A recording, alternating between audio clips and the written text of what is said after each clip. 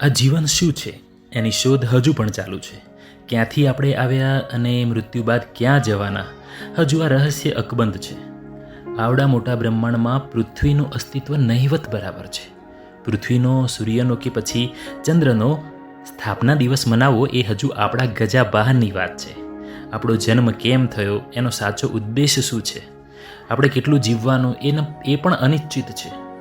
આટલા ઓછા વધતા સમયમાં ઉદ્દેશોની સિદ્ધિ થતી હશે કે કેમ? કે આપણે અહીં થોડા સમય માટે ફક્ત મોજ કરવા જ આવ્યા છીએ?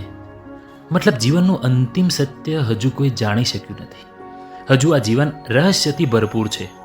નેક્સ્ટ મોમેન્ટ તમારી લાઈફમાં શું થવાનું છે એ પણ એક રહસ્ય છે. મતલબ એક સસ્પેન્સ. કારણ કે ગઈકાલે તમને જે આવતીકાલની ચિંતા હતી એ આજનો દિવસ છે, રહસ્યથી ભરપૂર. આજે કદાચ તમને આવતીકાલની ચિંતા હશે, પણ રહસ્ય જાણવાની ચિંતા હોય કે ઉત્સાહ હોય એ તમારે નક્કી કરવાનું છે. જીવનમાં તમે જે માની ગયા છો કે આનું આમ જ થાય, પેલાનું આમ જ થાય, તો ત્યાં જીવનને જાણવાની તમામ શક્યતાઓ બંધ થઈ જાય છે. તમે જીવનથી અજાણ છો. જીવનને અજાણ બની અને પોતાની જાતે જાણવા નીકળ્યા છો, તો આ જીવનને અલગ અલગ રીતે નિહાળવાની ઘણી બધી શક્યતાઓ છે. તેમ છતાં આ જીવન એક રહસ્ય છે. જીવનને એક રહસ્ય મૂવી, એક સસ્પેન્સ મૂવીની જેમ એન્જોય કરવું એક શ્રેષ્ઠ વિકલ્પ ગણી શકાય. યસ.